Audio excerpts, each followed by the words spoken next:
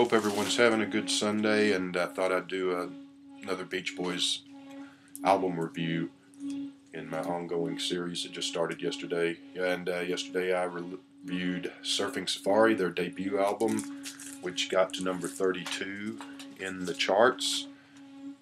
Their second album, which we're coming to now, did a little bit better. The second album being Surfin USA. This got to number 2 on the charts, and it was released March 25th of 1963. The album was released a couple of years later in England, and it got to number 17 in 1965 over in the UK. So this was released, like I said, March 25th, which was 3 days after Please Please Me, the debut by the Beatles over in England, not in America yet. And of course, at that point, the Beach Boys had no idea who the Beatles were, just like the rest of America. That would come, next year. But so we've got Surfing USA by the Beach Boys. There's the cover. It's this guy surfing. The cover is actually John Severson took the picture for Surfer magazine. Wasn't able to use it, so when Capitol Records needed a cover for the new Beach Boys album, he sold this image to them. This is a surfer named Leslie Williams from California who is actually surfing on Sunset Beach in Hawaii in this picture, however. So it's an okay cover. I kind of like the cover of the first album better. You can see that in the shrink wrap. Them on the beach in California in the truck there with the surfboard and all, looking very early 60s, innocent and fun in the sun.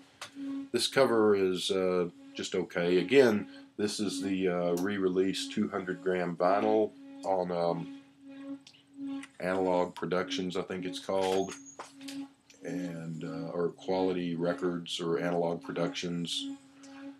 It's got both names. I'm not sure who did this. Really great pressing, sounds great, got a glossy front cover and thick cardboard sleeve again, and here's the back cover. There's a picture from their first album, another shot from that first album cover shot, and here's all the band members. And you've got here's the group that started the surf dancing craze all over the country, even in places where the nearest thing to surf is maybe the froth on a chocolate shake. So that's what liner notes were like back in 1963, and there's a little key to some surfing terms that are used in the liner notes. All good fun stuff. Production here is a step up from the first album. The Brian Wilson is taking more of a hand in the production. The first time when the band uses double tracking, and so things are looking up. Surfing USA, of course, is the title track, and it's also the lead-off track. That song hit number 3 on the charts. We all know that one. That's one of their famous songs. It's not much to say about that other than it's just one of the classic Beach Boys songs. It's got I always like the kick drum, this cool kick drum. The harmony in the vocals is kind of the Beach Boys sound coming to fore there. They're still a little bit of a work in progress on their first album, even though there's hints of who they already are and what they're becoming. But this sort of announces their arrival with Surfing USA. I'm going to keep saying Surf's Up, but did a contest a while back about your favorite little snippets of music. One of my favorite little moments of music is the organ break in the middle of this song, followed by the guitar solo. So it's it's a classic song and we all know it, and it's a good one, and it's about really all you can say about it. Another interesting on this is out of the 12 tracks on this album, Brian Wilson wrote or co-wrote 8 of them, so that's pretty impressive showing for the second album. On the first album, he wrote or co-wrote 8 or 9 of them too, so he's writing from the get-go, really. This one, the lead vocals are either Brian or Mike Love, and the first album was a little more democratic, letting Dennis Wilson sing one, and the other guy sing another I just went David Marks sings lead on another one on that early album. But so yeah, so it's also interesting that you have 5 instrumentals on this album, which makes you think when I was looking at the song, made me think when I was looking at the song listing that this was going to be a bunch of filler. Turns out they're actually pretty good instrumentals. But so we got Surfin USA leads the album off. We all know about that. Second song is Farmer's Daughter. Brian sings lead, falsetto voice. It's musically, it's a nice track, kind of energetic and innovating, but overall, it's just an okay song. It's kind of a filler thing, not good, not bad. The third track is Miserlou, instrumental, which you've all heard. It's got a good driving surf beat groove and some nice guitar work in it. Miserlou is an interesting song in that, and the guitar in it is really nice, and I'm guessing that's Carl Wilson because he was the lead guitar player for the band at this time. Interesting song, Miserlou. It dates back to 1927. It was a Greek, if I'm not going to say this right, it was a Greek rebetiko that was influenced by Middle Eastern music, and back in the 20s and 30s there were also Turkish and Jewish and some Middle Eastern versions of the song. A rebetiko, since you asked, is a disparate kind of urban Greek folk music. I looked it up. So there you go. And maybe we need to do a what's your favorite Greek folk music? Show your Greek folk music album sometime.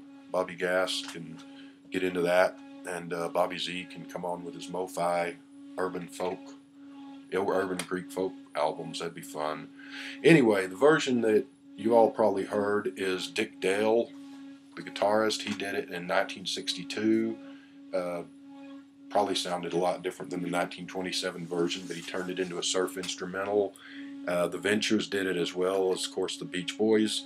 And the Dick Dale version is the one that's used in Pulp Fiction, the Quentin Tarantino movie from 10-15 years ago. So they do a good job of it. It's a really nice version. The only drawback is that it doesn't add too much to Dick Dale's version. It sounds pretty close to that, so they really didn't put their own stamp on it, but they do a really good job nonetheless. Next song is Stoked, S-T-O-K-E-D, another instrumental, except for they yell the word stoked here and there throughout the song. It's kind of a repeating instrumental motif, just sort of repeats itself over and over. Nice little instrumental, kind of filler. Not a good song, not a bad song. The next song I'm going to skip and come to last. The sixth song that closes out side one is called Shut It Down, which was another hit that you probably heard on Oldies Radio. Their second car song after 409 on the first album. It's made it to number 23 on the charts. Surfin USA, if I didn't already say, made it to number 3 on the charts as a single. Shut It Down made it to 23. It's a pretty good song. I like it. It's got a kind of a corny saxophone break in the middle that's courtesy of Mike Love, I believe. That's sort of that old 50s honking sax sound, but it works. I like it. So side 2 we move on to, and the first song on that is Noble Surfer, which has a kind of a mix, well, kind of a 50s doo-wop, still sounding kind of 50ish there. It's an okay song. It's got in the middle, midway through, it's got a little break with a glockenspiel played by Brian Wilson. That's nice, little interlude there. Other than that, there's not a whole lot to say about it. It's just another nice song. And we get to number 8. The song is called Honky Tonk, which is written by Bill Doggett. Actually, Bill Doggett and about 3 or 4 other guys, but Doggett released it in 1956. It went to number 2 on the Billboard charts, and it went to number 1 on the R&B charts back in '56. Was a huge hit for him. James Brown did a version of it also in 1972. This is, when you think of the Beach Boys, like I said, with the first album, you think of, or I do anyway, kind of that early 60s innocence, late 50s, early 60s innocence, the whole Beach Blanket Bingo movies and Patty Duke and Wally Cleaver, and they're very white band, I guess, sort of in a way. But Honky Tonk proves that they kind of bring it on with the R&B instrumental, and they do a really good job, and there's some great guitar, and they get after it and go after it. They're not James Brown by any means, but it's a little unexpected and a little different than the usual Beach Boys sound we're used to. So really good instrumental there. And like I said, I was thinking because of instrumentals, this was going to be a lot of filler with the 5 instrumental tracks on here, but pretty much all of them are at least decent, and some of them are really good. So Honky Tonk, that's a great one. I like that. Next we come to a song called Lana, L-A-N-A. Brian again singing falsetto. It's got some nice guitar solo. There's a kind of a really basic guitar solo in the middle of it, but it's just, it works. It's simple, straightforward, basic, but it's a really nice little guitar break there. And I actually like the backing vocals on Lana better than I like Brian's lead vocals, which is, there it is, but I mean, it's nice backing vocals, nice music. Sorry I'm looking off because I wrote some notes. The music is good, the backing vocals are good. Brian's falsetto voice is, which he also used on the first song that he sings, which was Farmer's Daughter, if I didn't mention that. And both of these songs, I mean, Lana is a better song than Farmer's Daughter, but it's still not a whole lot to it in the end result. So we go to number 10, which is called Surf Jam, which has got a great drum intro. It's got a propulsive surf guitar driving the song throughout. It's kind of the quintessential surf music song. The kind of reminded me, though, I read in Mojo magazine several years ago, a decade or more ago, they released, somebody, Sundays or someone released a box set, Surf Music, History of Surf Music, which of course had the Beach Boys and the Ventures and tons of other people. But the review said that surf music, nothing else sounded like it, but that said, surf music tended to all kind of sound the same unless you're really, really into it. So a little bit of it goes a long way.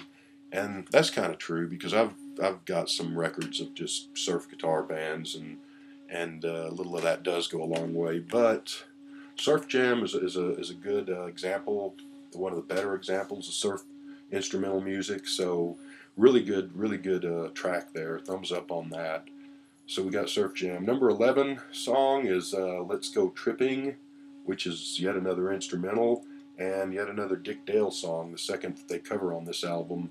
Dick Dale recorded and released that song in 1960. It's generally regarded to be the first surf rock instrumental. It's a good song, and it's a surfy song, I guess, but it kind of, not as good as Miserlou. It lacks the kind of cascading waves of guitar sound that Miserlou brings, that you can picture being out there surfing in the waves and stuff. And Let's Go Tripping is good. It's just a little less good than Miserlou, we'll put it that way. Album ends with a song called Finders Keepers, which has some nice tempo changes and some nice key changes in it. It's a little bit complex for a early album like this. They kind of alternate between a 50s sound and a surf sound, and little back and forth there. I mean, they would write much more complex. Brian would write much more complex songs in just a short time here, but it's kind of an early example of that. So it's a nice song.